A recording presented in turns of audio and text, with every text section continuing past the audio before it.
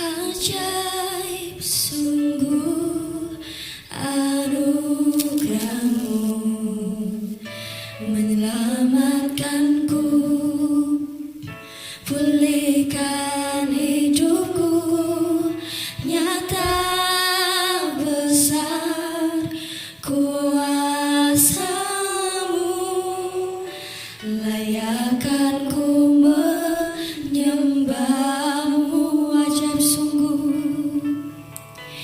Ajaib sungguh hadirat-Mu, selalu hadir di dalam doaku, nyata besar kekuatan-Mu, begitu nyata.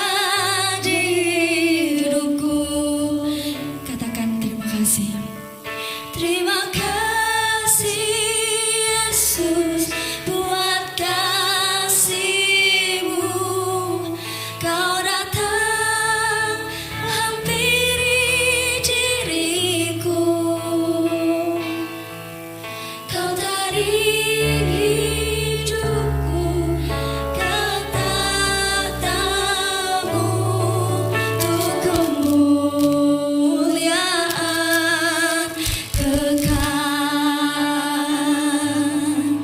terima kasih Yesus buat kasih-Mu. Kau datang hampiri diriku, Kau tarik hidupku ke tatamu, untuk kemuliaan kekal. Nyatakan Yesus sungguh ajaib.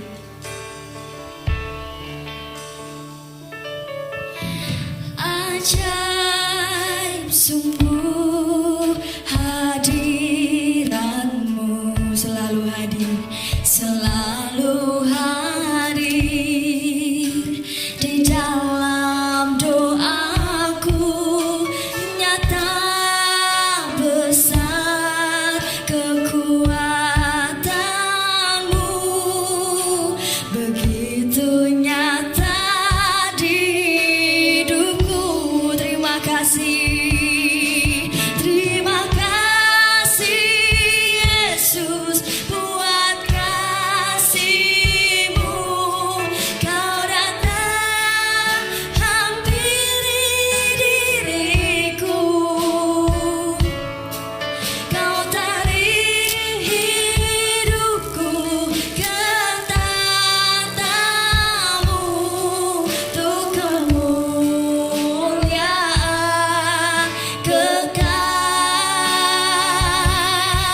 Terima kasih Yesus buat kasih-Mu. Kau datang hampiri diriku, Kau tarik kami, hidupku ke tatamu, untuk kemuliaan kekal. Ajaib sungguh anugerah Tuhan.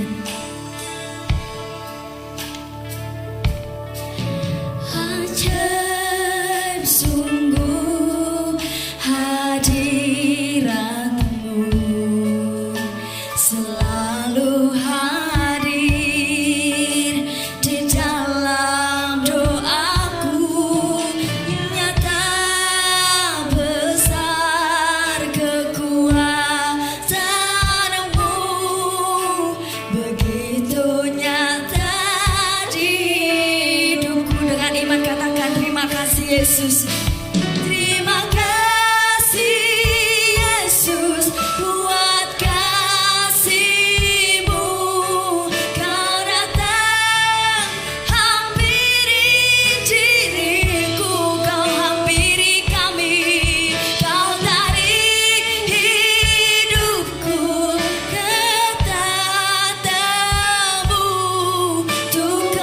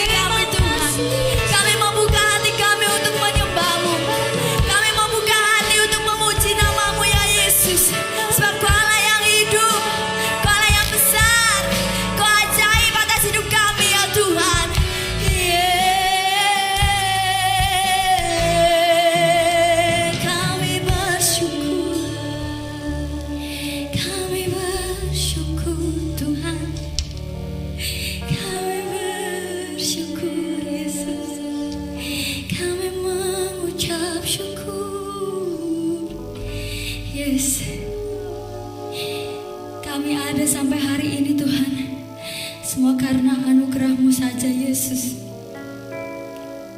Kami ada sampai hari ini Tuhan. Semua karena penyertaan-Mu saja Tuhan Yesus. Kami bersyukur. Kami bersyukur Tuhan. Kami bersyukur Yesus. Terima kasih Yesusku buat anugerah yang Kau beri. Sebab hari ini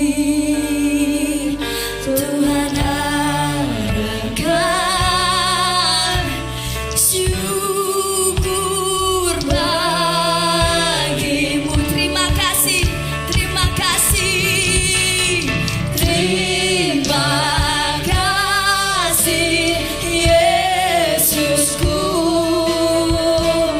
buat anugerah yang Kau beri. Sebab hari ini Tuhan adakan syukur bagimu. Nyatakan sekali lagi.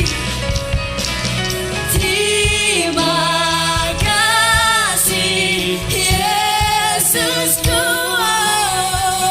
buat anugerah yang Kau beri. Sebab hari ini Tuhan adakan syukur bagimu. Terima kasih, terima kasih, terima kasih Yesusku buat anugerah yang Kau beri. Sebab hari ini Tuhan adakan syukur bagimu. Syukur bagimu, syukur bagimu, syukur bagimu Tuhan. Syukur bagimu.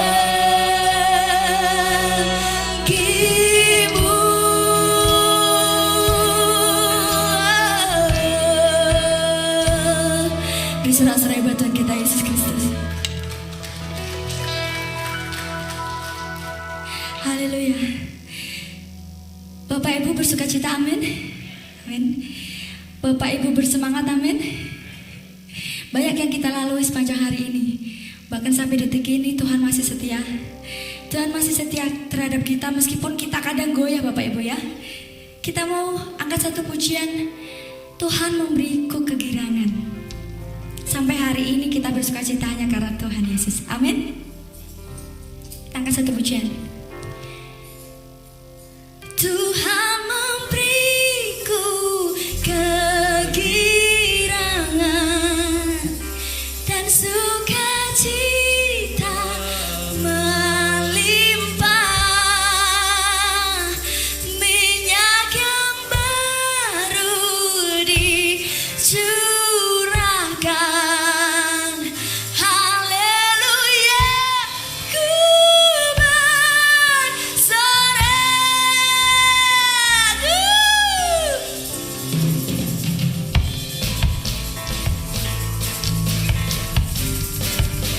Nyatakan kita terima janji Allah.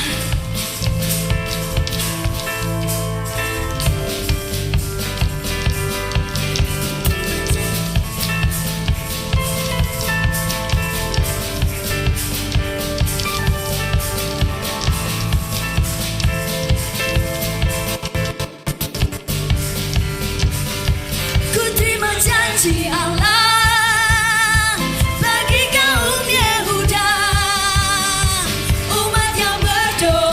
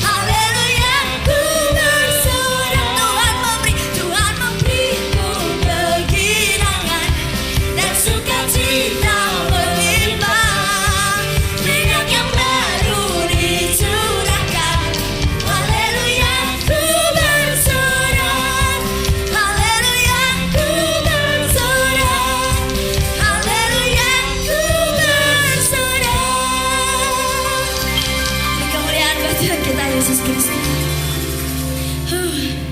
Sukacitanya Bapak Ibu. Amin. Masih mau lanjut bergoyang nggak? Amin. Kalau Bu Titus masih nomor 1, aminnya ya. Kita mau angkat satu pujian. Ini biasanya Mbak yang suka nih. Dengan kendang ku puji, dengan kecapi,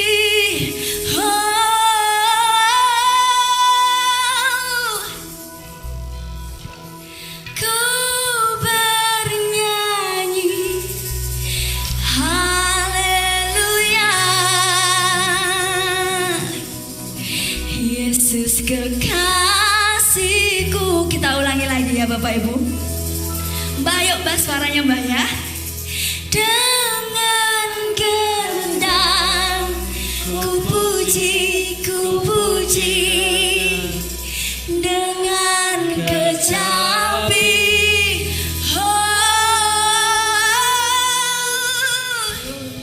mari sama-sama bernyanyi. Ku bernyanyi haleluya. Yesus kekasihku.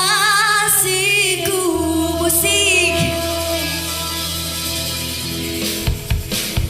Syalalala, lalalala, oh. Syalalala, syalalala, lalalala, oh. Syalalala, syalalala, lalalala, oh.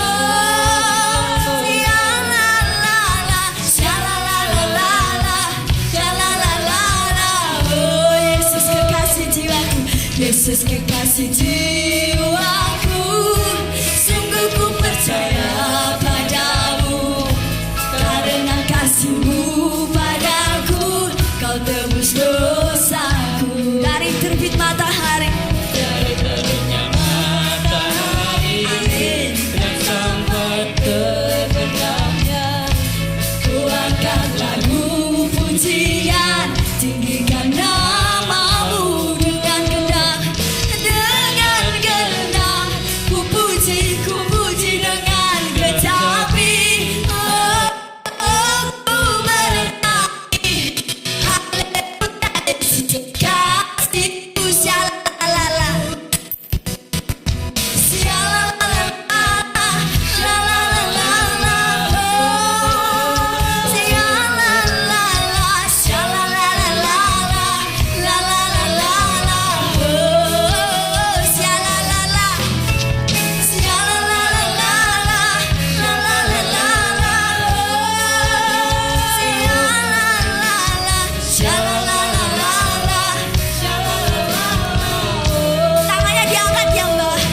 Yesus kekasih jiwaku, sungguh ku percaya padamu, karena kasih-Mu padaku, Kau tebus dosaku. dari Terbitnya matahari, dan sampai terbenamnya, ku angkat lagu pujian. Kita mau sama-sama angkat tangan kita ya Bapak Ibu ya. Sambil digoyang-goyang. Dengan kendang ku puji dengan kecapi, oh ku bernyanyi haleluya. Yesus kekasihku. Belum semua. Saya mau semuanya angkat tangan kita ya. Ini buat Tuhan Yesus ya Bapak Ibu ya. Kita mau lulukan Tuhan kita yang luar biasa dahsyatnya. Kita mau angkat lagi dengan penuh dengan kesungguhan hati, dengan kendang ku puji. Yuk Bapak Ibu diangkat tangan. Dengan kendang asik ku puji asik. Suaranya lagi. Ku bernyanyi haleluya. Yesus kekasih. Lagi. Dengan kendang Ku puji dengan kecapi, oh, ku bernyanyi haleluya.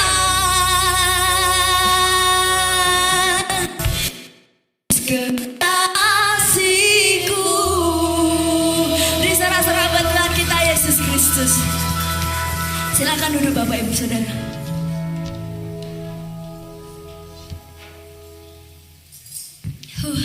Sudah bergerak. Sudah. Nanti dilanjutkan sukacitanya di rumah ya Bapak Ibu nggih. Kita mau siapkan hati kita. Kita mau mendengarkan firman Tuhan. Sebelum mendengarkan firman Tuhan, saya mau sedikit bercerita Bapak Ibu. Kebaikan Tuhan sepanjang hidup kita ya. Tidak henti-hentinya bahwa Tuhan Yesus kita itu adalah Tuhan yang setia. Sudah setia, menolong. Kurang apa lagi coba nggih? Tadi malam sebelum saya tidur, saya cuma berdoa satu hal. Bapak, sampai detik ini saya ada, itu hanya kemurahan Tuhan Yesus. Berkali-kali keluarga kami dan saya mengalami pencobaan yang luar biasa sangat berat. Tetapi Tuhan Yesus selalu menopang, selalu menyertai, dan saya bersyukur buat itu. Tadi malam Tuhan berkata lewat firman-Nya di Mazmur 94,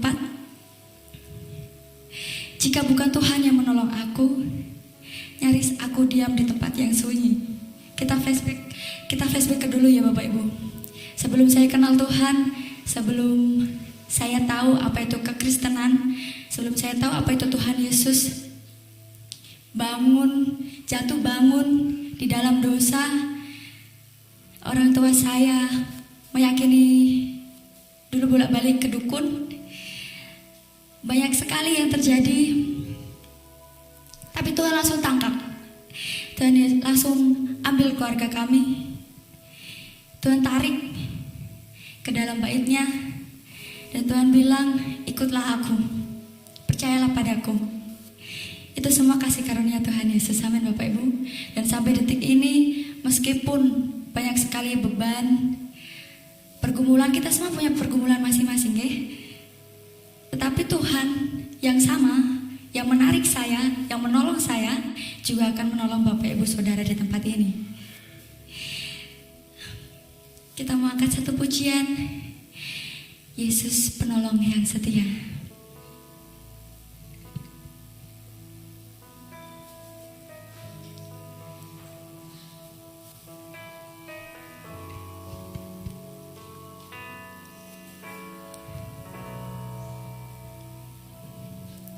Saat ku berjalan,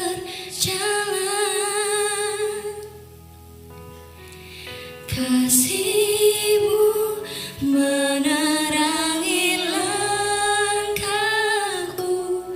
Tak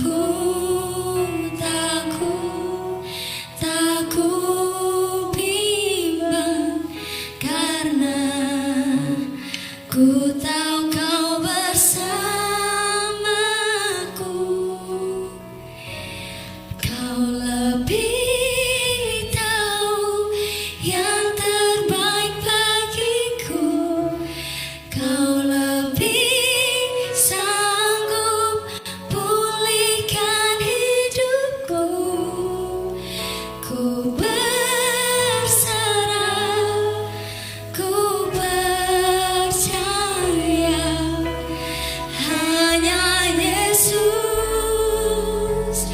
Penolong yang setia. Kita mau sama-sama bangkit berdiri. Saat ku berjalan,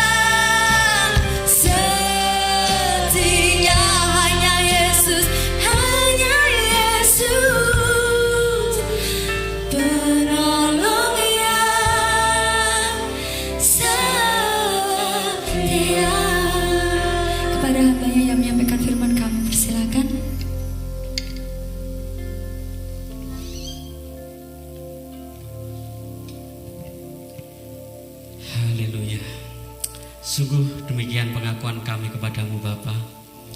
Hanya Engkau yang sanggup,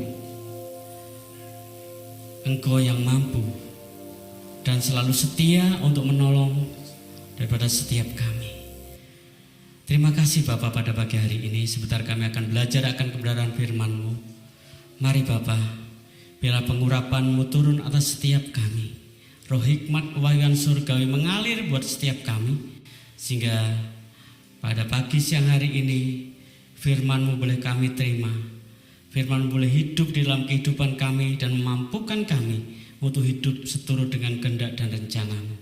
Terima kasih Bapa, kami bersyukur dan kami sambut firman-Mu hanya di dalam nama Yesus. Haleluya.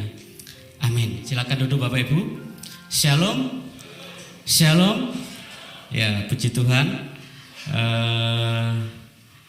Hari ini adalah hari yang luar biasa. Saya percaya bahwa setiap kita diberkati Tuhan. Amin. Diberkati Tuhan. Haleluya. Baik Bapak Ibu, langsung saja ya. Firman pada pagi hari ini masih melanjutkan ya dalam tema kita, yaitu tentang kasih dan pengampunan ya. Jadi mungkin ada beberapa dari kita, wah bosan Pak Eko ya, kasih dan pengampunan itu wah sudah lama sekali, sering dibicarakan, sering dibahas ya. Apalagi ayat-ayatnya tentang kasih, tentang pengampunan.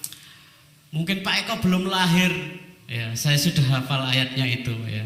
Tapi bukan masalah hafal atau bukan apa ya tentang ayat firman Tuhan, tapi kita mau belajar ya, bagaimana ayat-ayat di dalam firman Tuhan itu hidup di dalam kehidupan kita dan menggerakkan kita di dalam segala perilaku, segala tindakan kita. Amin Bapak Ibu. Amin ya, setuju ya. Ya, jadi ayat-ayat firman Tuhan itu biarlah itu hidup dan menggerakkan kita ya. Karena percuma saja kalau kita hanya hafal ayat, paling-paling gunanya hanya untuk berdebat seperti itu kalau hanya hafal ayat ya.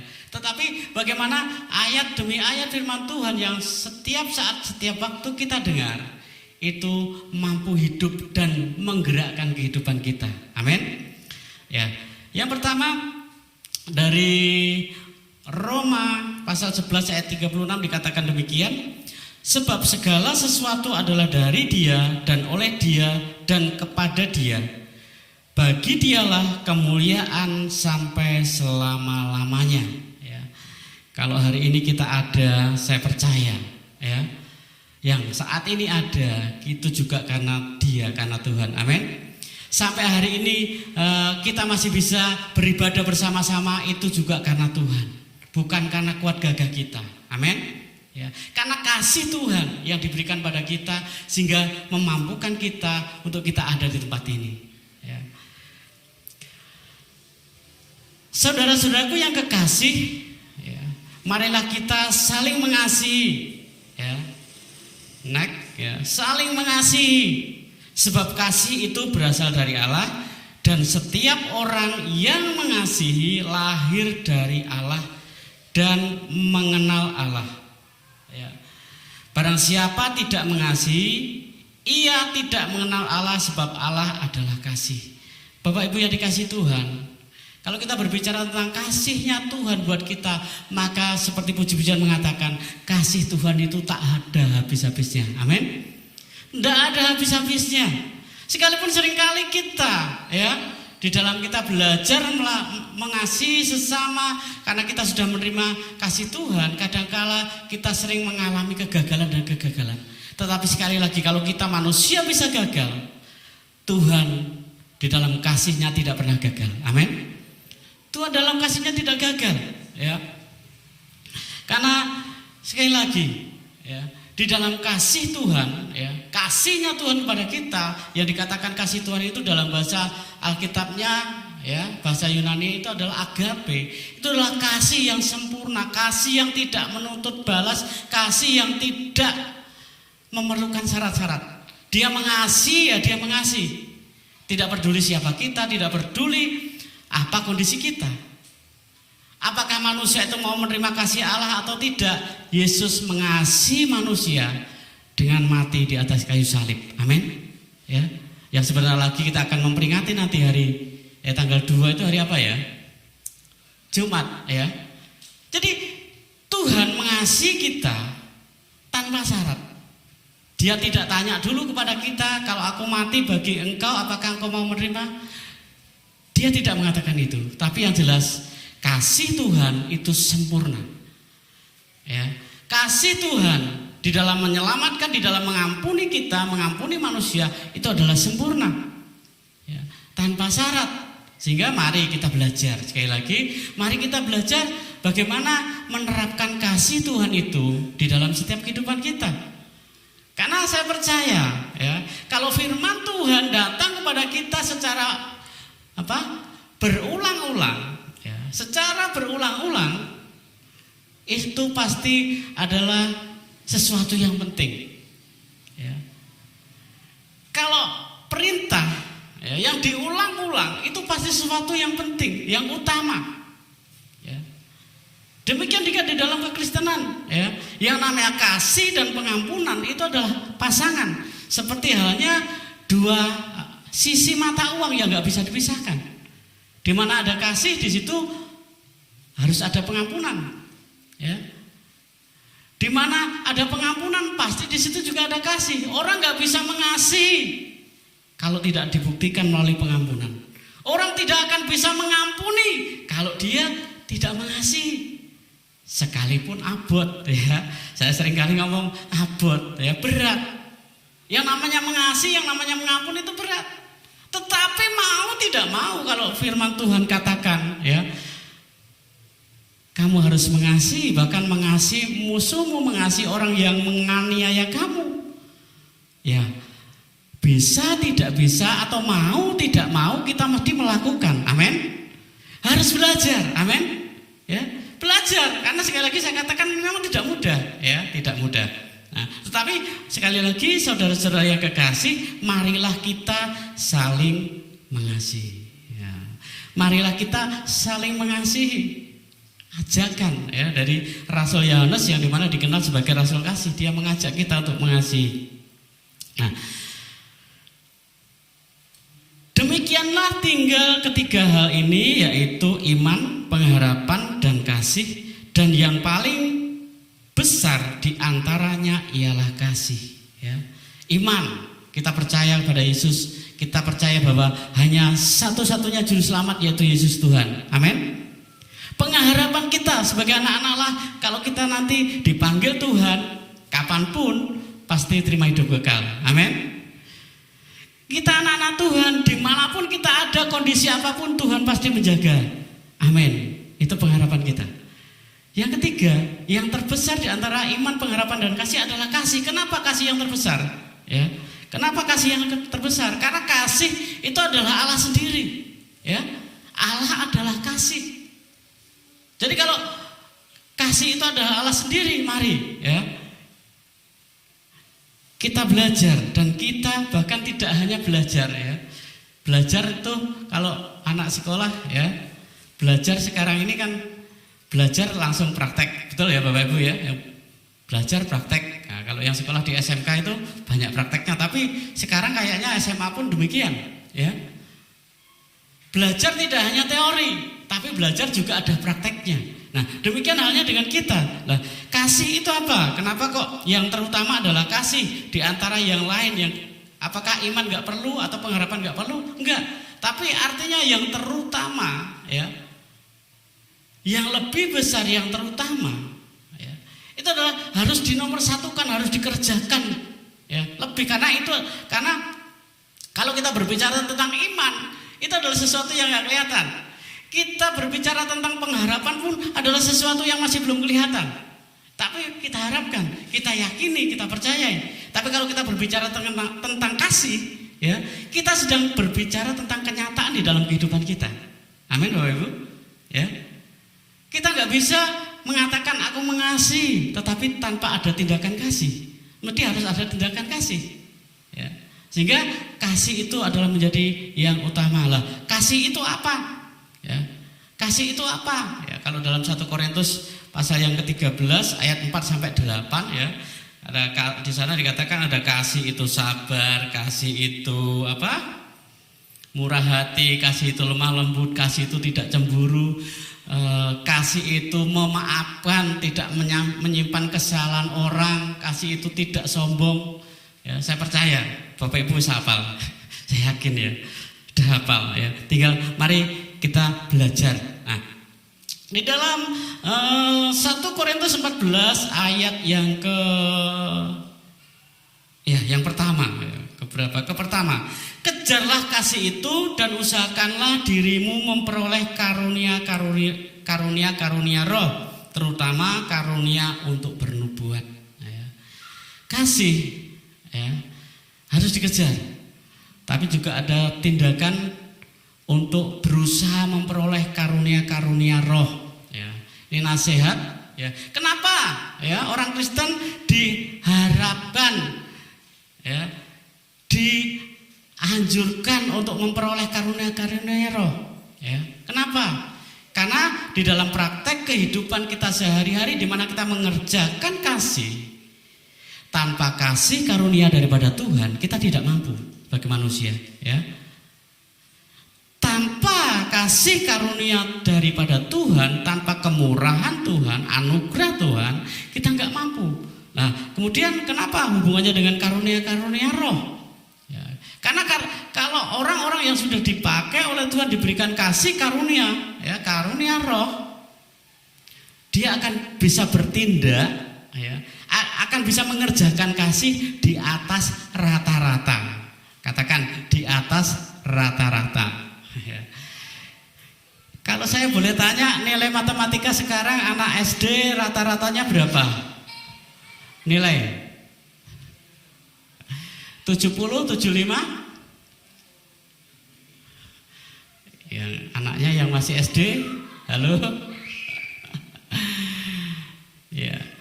Karena kalau saya dulu sekolah, ya, nilai di rapot itu kalau nilai 6 belum merah kalau nggak salah.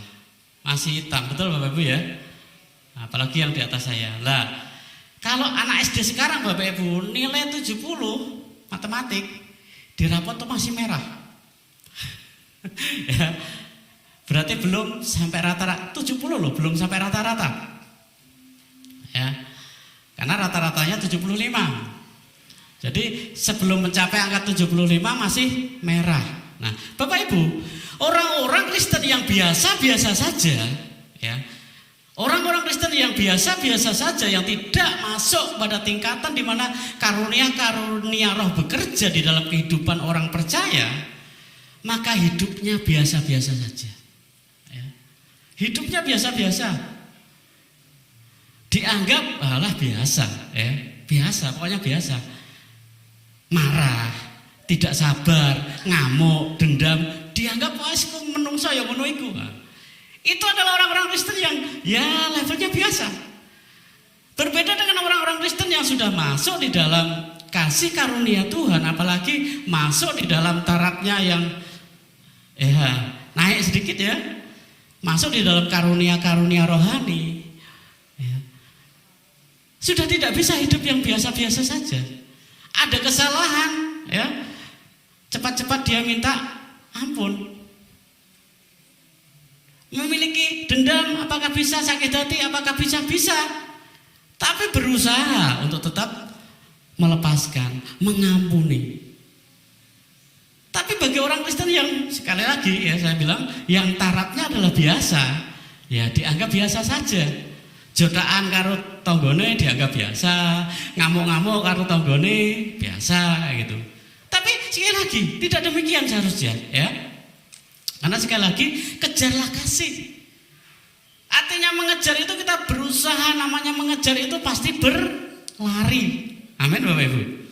Nek kira-kira jenengane ngejar itu kalau orang masa jalan santai, jalan cepat mungkin pasti berlari.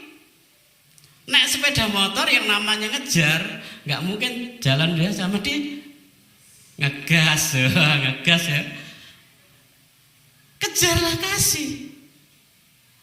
Karena banyak orang Kristen juga kadang-kala sudah masuk di dalam karunia-karunia roh dipakai Tuhan, tetapi kadang-kala maaf, ya, kalau dia tidak mengejar kasih, tidak mengutamakan kasih, dia bahkan mungkin bisa lupa bahwa apa yang dikerjakan itu adalah dari Tuhan.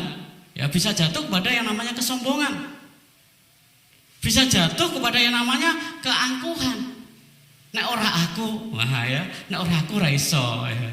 Kalau bukan saya terus siapa lagi? Nah, ya, Bapak Ibu, tapi oleh sebab itu kejarlah kasih. Mengejar kasih karena kasih itu adalah Allah sendiri. Kalau kita mengejar kasih mendapatkan kasih, berarti karakter Allah, karakter Yesus Kristus itu ada di dalam kehidupan kita. Amin.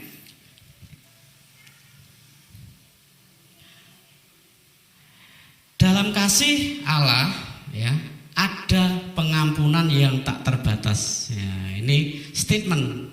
Jadi kalau kita tinggal di dalam kasihnya Tuhan, kita ada di dalam kasihnya Tuhan, itu ada pengampunan yang tidak terbatas.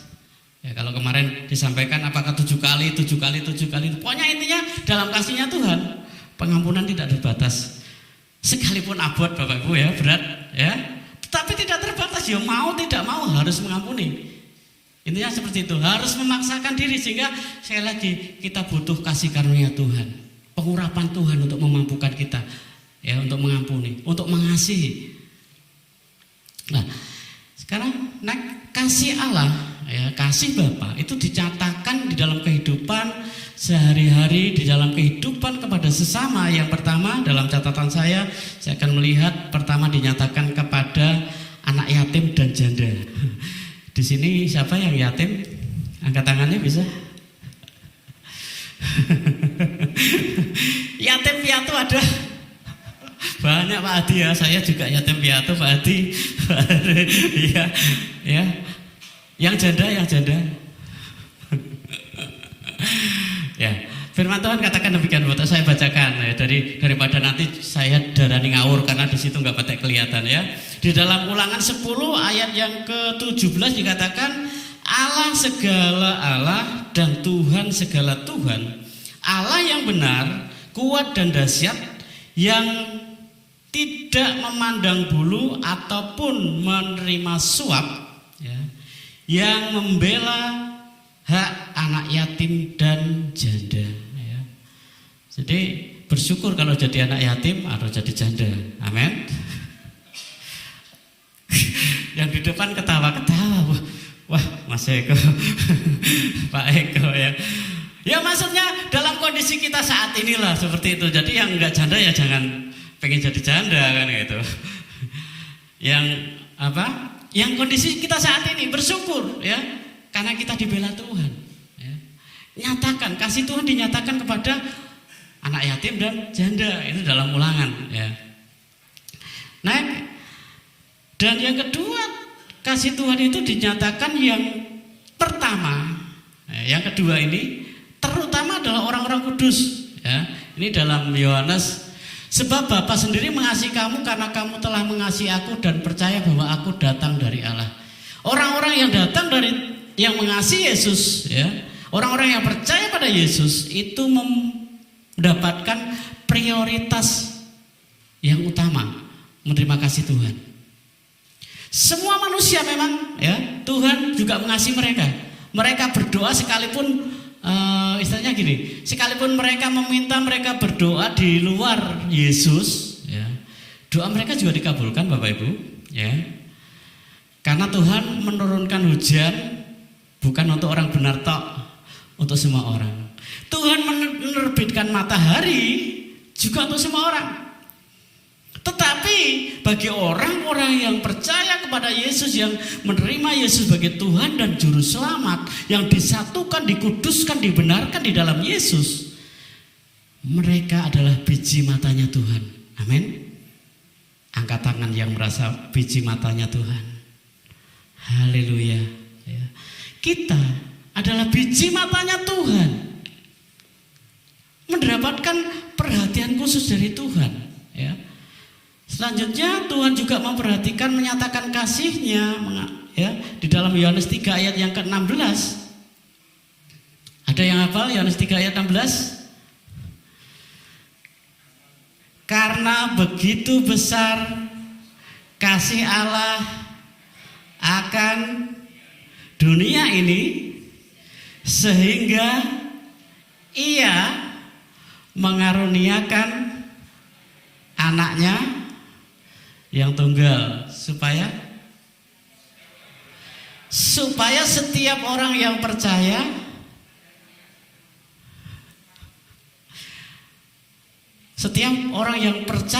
ya kepadanya tidak apa? Setiap orang yang percaya ini sudah percaya atau belum Bapak Ibu? Pada waktu Yohanes menulis ini ya belum. Ada yang sudah, ada yang belum. Tapi kebanyakan adalah yang belum. Lah ini juga menjadi fokusnya Tuhan untuk mereka juga menerima keselamatan daripada Tuhan. Orang-orang yang harusnya binasa, orang-orang yang harusnya ya mendapatkan hukuman di neraka, Tuhan juga memperhatikan.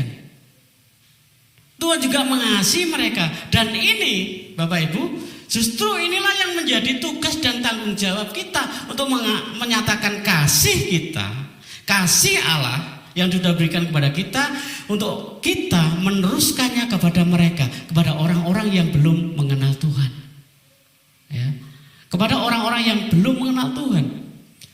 Sekiranya mereka melihat ke dalam kehidupan kita, mereka bisa melihat Yesus yang hidup di dalam kehidupan kita.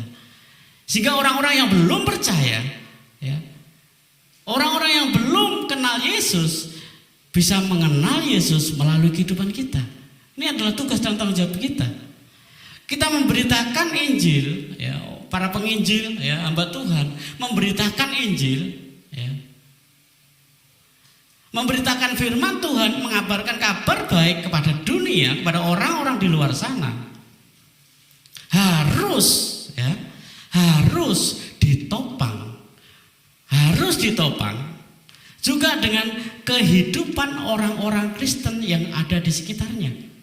Satu contoh, ketika di Soko Kulon aja paling gampang, kita memberitakan kasih kepada orang-orang di sekitar sini ya.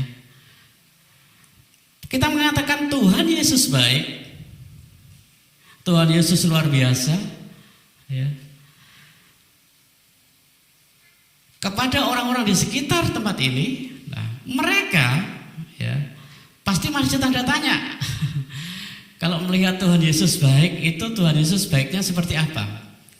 Pasti mata mereka ya akan tertuju pada kehidupan orang-orang percaya yang ada di Soko Kulon. Kalau kita mengatakan, misal firman Tuhan mengatakan Tuhan Yesus mengasihi engkau ya,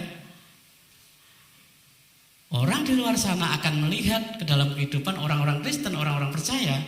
Apakah orang-orang percaya juga saling mengasihi satu dengan yang lain? Sehingga saya boleh katakan kerap kali dalam misi penginjilan yang dilakukan oleh misionaris dalam negeri atau luar negeri ya, dalam kota atau luar kota, seringkali terbentur dengan kesaksian kehidupan orang-orang percaya yang ada di lokasi itu, sekitar itu. Kadang orang mau ke gereja, mau percaya Yesus, terima Yesus, tapi terbentur dengan sebelah atau sebelahnya orang-orang Kristen yang ada di sekitarnya yang tidak bisa menjadi berkat untuk sekitarnya. Seringkali itu seperti itu Bapak Ibu ya. Entah dengan saudaranya, entah dengan besannya ya, entah dengan tetangganya. Kadang-kadang seperti itu. Nah, oleh sebab itu Bapak Ibu, kalau kita belajar tentang kasih dan pengampunan ya, yang Tuhan sudah berikan pada kita, mari kita belajar bahwa kasih dan pengampunan itu menjadi gaya hidup di dalam kehidupan kita. Amin. Katakan menjadi gaya hidup. Menjadi gaya hidup ya. Yang namanya orang Kristen itu mengasihi, mengampuni ya, harusnya gaya hidupnya kayak gitu. Gak usah diajari harusnya ya. Nah, tetapi sekali lagi memang itu tidak mudah. Saya katakan di awal, kita mesti belajar, perlu anugerah dan kasih karunia yang daripada Tuhan ya. Perlu anugerah, perlu kekuatan yang daripada Tuhan. Gak bisa kalau enggak ya. Petrus aja yang bergaul dekat dengan Yesus, yang bersama-sama dengan Yesus, pada waktu berbicara tentang pengampunan, kenapa Petrus tanya, berapa kali Tuhan saya harus mengampuni saudara kami yang bersalah? Apakah 7 kali? Apakah 7 kali 7 kali 7? Ya, kalau Petrus bertanya apakah 7 kali? Yesus malah jawabnya 7 kali 7 kali 7. Artinya tidak terbatas. Kenapa Petrus ngomong apakah sampai 7 kali? Karena seringkali dalam kehidupan kita ya, yang namanya orang berbuat salah itu sering diulang-ulang ya. Wes salah bisa diapuro, gawe meneh ya. Salah meneh diapuro, gawe meneh 3 kali, 3 kali 4 kali. Nah, makanya Petrus ngomong sampai 7 kali kah harus mengampuni? Yesus ngomong enggak terbatas. Memang harus mengampuni. Kalau kamu mau diampuni, kamu harus mengampuni. Kalau kamu sudah terima kasih ya harus mengasihi. Kalau kamu sudah diampuni ya harus mengampuni. Itu pasangannya Bapak Ibu ya. Jadi sekali lagi Tuhan fokus juga kepada orang-orang yang di luar sana yang belum menerima Injil, yang belum percaya pada Yesus. Dan yang keempat fokusnya Tuhan adalah orang-orang yang ikhlas ya. Saya tulis di judul saya itu orang-orang yang rela, orang-orang yang ikhlas. Kalau ini adalah di dalam 2 Korintus 9 ayat 7, 8, 9, 10 ya. Sebenarnya di sana tagnya ya 7, 8, 9, 10 ya. Kalau di sini saya ambil dari ayat yang ke-7 saja. Hendaklah masing-masing memberikan menurut kerelaan hatinya. Kalau di sana berbicara tentang persembahan secara fisik ya.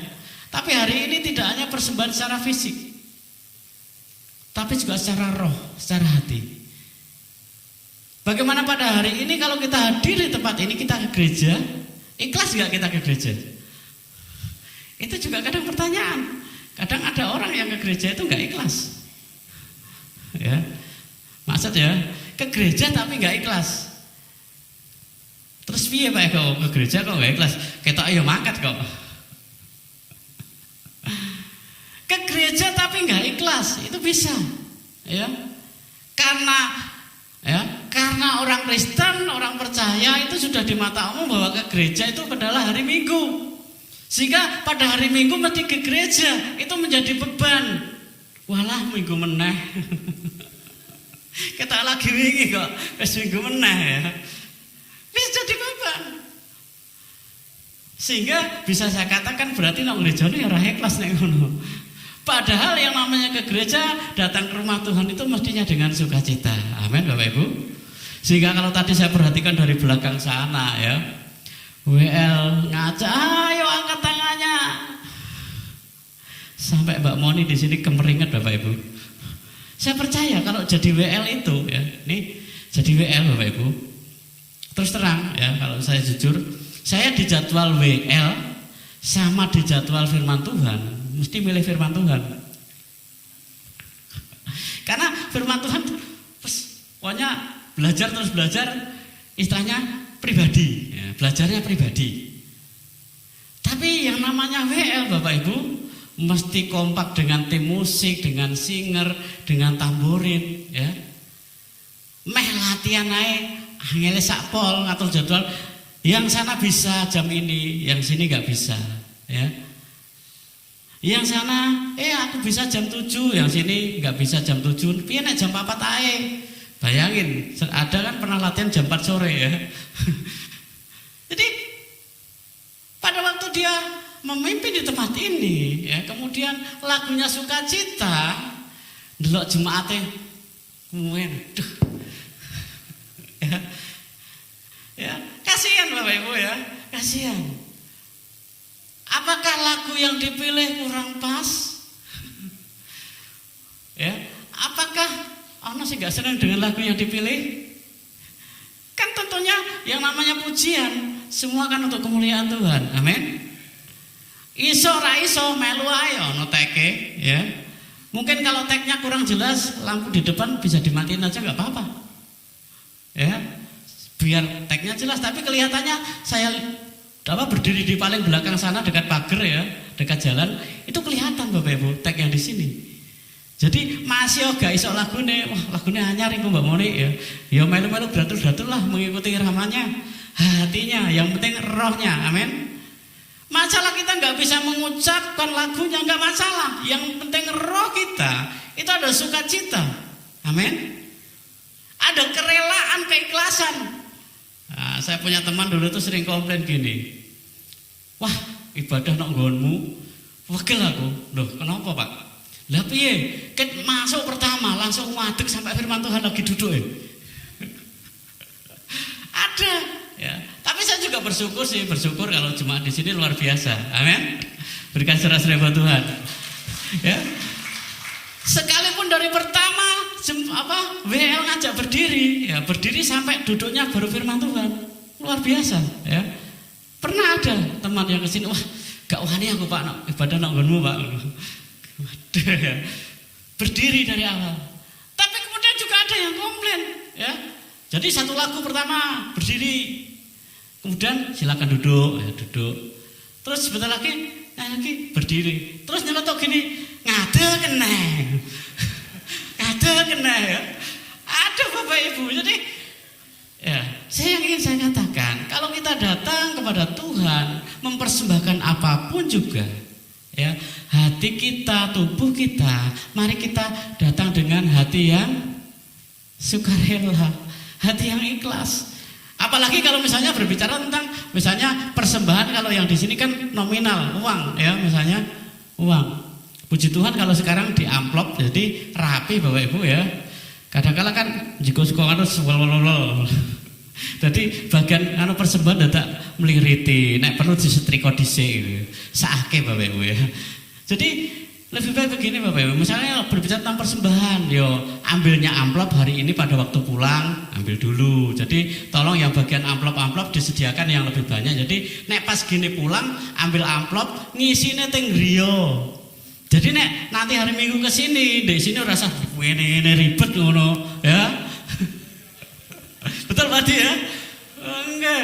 Wis duduk mepet bingung godhone persembahan, nglebokne amplop beswel keliru. Tagihan utang malah sing lembur. Kwitansi bon, waduh. Bareng bar kebaktian langsung dulu Pak Eko tolong apa? Tadi ada yang keliru loh. Yang keliru apa? Notabon Pak. Ya, Bapak Ibu yang dikasih Tuhan, mari kita belajar apapun yang kita berikan pada Tuhan, ya kita memberi dengan sukacita. Amin.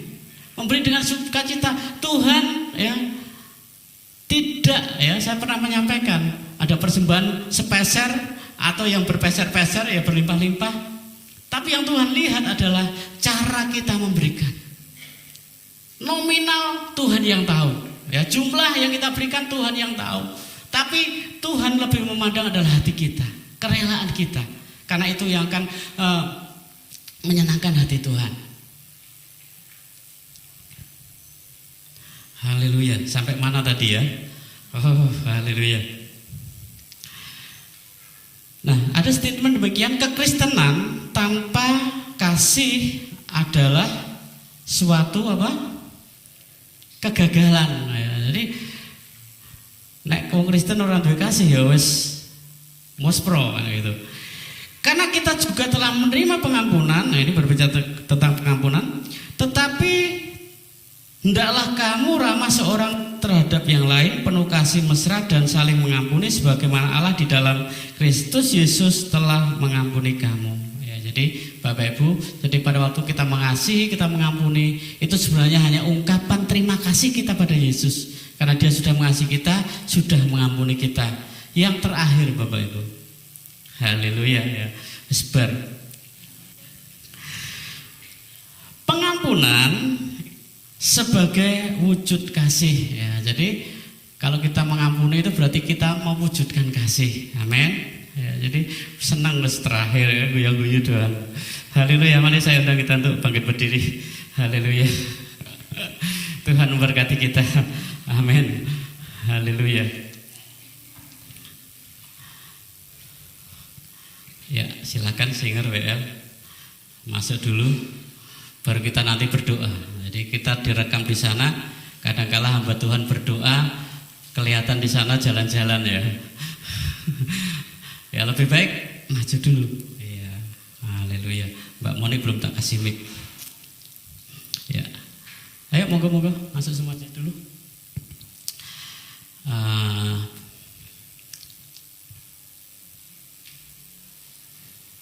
Ya, haleluya. Mari kita ambil saat teduh sejenak. Haleluya, haleluya. Mari kita merenungkan tentang kasih Tuhan dan pengampunan Tuhan yang sudah diberikan Tuhan kepada kita. Sampai hari ini sejauh mana kasih dan pengampunan Tuhan itu menguasai kehidupan kita, memampukan kita untuk kita mengasihi bahkan orang yang sangat menyakitkan kami, menyakiti kita. Bagaimana kita bisa mengampuni orang-orang yang senantiasa menjengkelkan kita, mungkin menyakiti kita. Tapi sekali lagi, mari kita datang dan kita mohon anugerahnya. Bapa, di dalam nama Yesus, kami percaya pengampunan dan kasih-Mu yang Kau nyatakan melalui korban-Mu di atas kayu salib. Kami percaya itulah yang memampukan kami untuk kami mengasihi, untuk kami mengampuni orang-orang di sekitar kami. Sekali lagi kami mohon anugerah-Mu ya Bapa. Kuasa darah-Mu yang kudus menyucikan seluruh kehidupan kami. Terima kasih Bapa, kami bersyukur karena kami percaya hanya oleh anugerah-Mu kalau hari ini kami ada sebagaimana kami ada. Ajar kami untuk mengasihi satu dengan yang lain. Ajari kami untuk tetap mengampuni satu dengan yang lain. Karena di mana ada kasih dan pengampunan, disitulah nama Tuhan ditinggikan, nama Tuhan diagungkan. Karena kami percaya kasih dan pengampunan semua hanya datang daripada-Mu. Dan semuanya oleh karena anugerah, semuanya oleh karena kasih setia-Mu buat kami. Dan semua kami kembalikan hanya untuk hormat dan kemuliaan nama Tuhan saja. Terima kasih Yesus, kami bersyukur. Jika Kau memberkati seluruh hamba-hamba-Mu, Kau memberkati seluruh jemaat-Mu. Apapun yang kami kerjakan, kami lakukan, biarlah kami hanya melakukan untuk kemuliaan nama-Mu. Terima kasih Bapak, sekali lagi mengucap syukur buat kebenaran firman-Mu. Di dalam nama Yesus, haleluya. Amin. Silakan duduk Bapak Ibu.